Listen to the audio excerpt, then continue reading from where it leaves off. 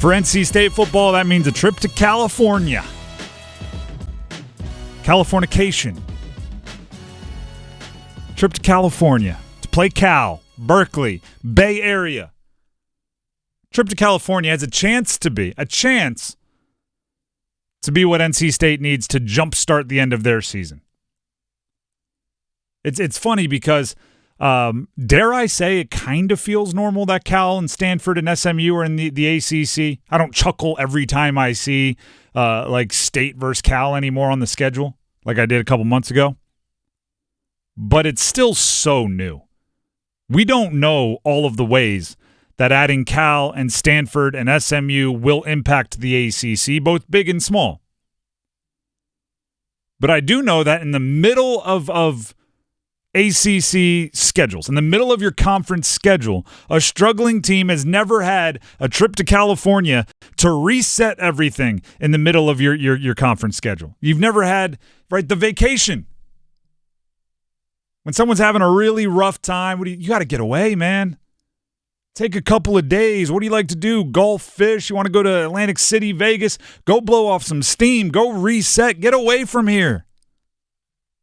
Everything around here right now feels like a jail to you, doesn't it? Everything reminds you of a bad thing. Get the heck out of here.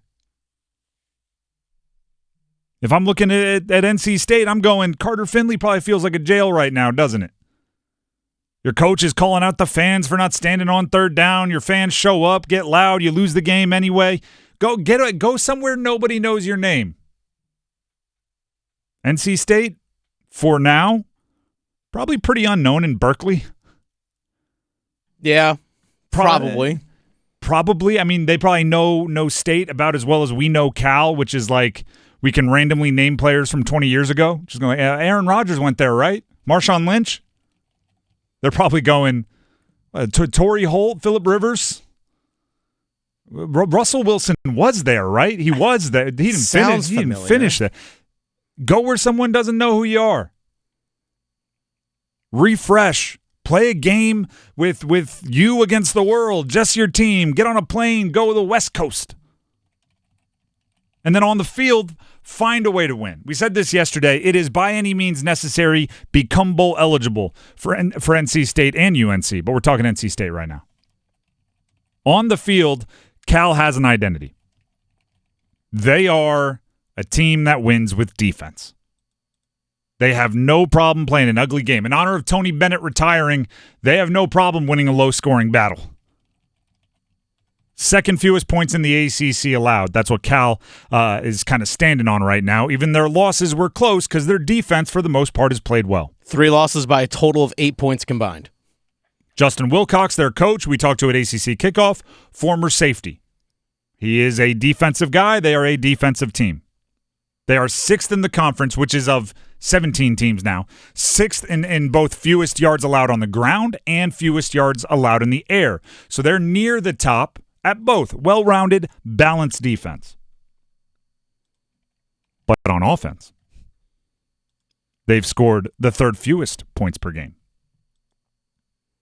Part of that is by design, right? Part of that is your defense is playing well. You don't have to take the chances. But part of it is also your offense isn't getting it done like you hoped. Jaden Ott, the running back who was the cat's meow preseason, he's been hurt in a bunch of different ways, hasn't lived up to the hype whatsoever, I believe, due to the injuries. So if you have a team that struggles to score the ball, struggles to have their best player healthy, but can play a heck of a defensive game, is very comfortable in a 19-16 battle, how do you knock them off their game? It's very simple. Not easy, but it's very simple. Score early. Threaten them with a shootout. I'm not saying you actually have to score 40, but be on pace for 40 early in the game, right? Score early. Never has there been a game where it is more important for NC State to use their big-time, talented, electric, dynamic playmakers early in the game. We actually are finally, since CJ Bailey took over at quarterback and has settled in a little bit, the freshman quarterback, we're seeing some of the big plays we were promised, especially last week. Against Syracuse, there was a long catch by Casey Concepcion. There was a 75-yard touchdown catch from Noah Rogers. There was a 72-yard dump down and run, a little short catch and run by Hollywood Smothers. The problem is both of the 70-plus yard plays came in the fourth quarter after you'd fallen behind 24-7. So as great as they were for making the game respectable, they weren't enough to win the game. You need some big plays. I'm not saying you need 270-plus plays. That's a little be a little greedy of me to ask for. You need some big plays early in the game. You need points on your first couple drives. And I'll add this. Field goals aren't going to cut it when it comes to striking fear into Cal. Field goals are not going to – they'll feel like that's a win, and they'll go, oh, good, we bended, we didn't break. We bent, we didn't break. So now we can get back to our style of game being, a slow motion, having everyone wear ankle weights, and we're just going to try to slow this thing down.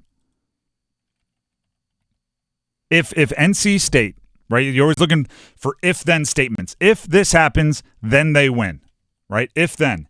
If NC State, I would say in the I'll go first quarter and a half, has 14 points, I think they win that game. If they don't, I think Cal is able to control the tempo. They turn it into their style of game, and then it leans Cal's way. Because, by the way, but you might say, like, oh, that's unfair. 14 points in the first quarter and a half, that's way too much. That's a high expectation. Yeah, maybe. But I'd also add this. As of right now, Cal is a 10.5-point favorite. So I'm gonna have to ask you to do something a little special in order for you to overcome a double-digit spread, according to the sports books. I feel like they have to get a touchdown on one of their first two drives. Yeah, I'm with that. Yeah. And I'll tell you this. It is hard in college football, and the advanced analytics will tell you this, to score touchdowns without explosive plays. Go look at an explosive play being a run of 20 yards or more or a pass of 30 yards or more. If you just throw that on any random drive, the percentage that you will score a touchdown shoots up. It rockets up. Just one explosive play on a drive. Run of 20 yards or more, pass of and reception, obviously, of 30 yards or more. That's what NC State should be hunting on offense early in the game. Make Cal feel like you are about to put up a very, very big number on offense. Then if you slow down, because I don't think NC State's offense suddenly is going to be one of the tops in the league, then if you slow down, it's fine because you've already rattled them. You've already gotten them out of their game. They're now trying to keep up. They're doing things they don't want to do. They're not playing their tempo. ESPN's matchup predictor, 84.7% win for Cal. Do not be precious. This is gonna be a theme of today's show because we're going into a weekend with Panthers playing over the weekend, Canes playing over the weekend, State playing over the weekend. Do not be precious. And what I mean by that is play loose, play free, because in a lot of ways you have nothing to lose. That's darn sure for the Panthers and State, and for the Canes, it's just an observation I've had over the past season and change that I've been covering them very, very closely. I think they can be a little bit more loosey-goosey as well. If you're picked 85% roughly to lose the game, why in the heck aren't you calling a flea flicker on the first drive? Right? Why not? Or it doesn't have to be a flea flicker. I don't want to make it seem like you have to be gimmicky. Why don't you trust Noah Rogers, who you brought in from Ohio State as a former 5-star recruit, to catch a 50-50 ball deep? Why wouldn't you try to get Casey Concepcion on a deep post? I'm not saying you got to go full crazy and like fake punt every drive. Why not? But you have studs. Let them try to make plays. See if you can't get them going.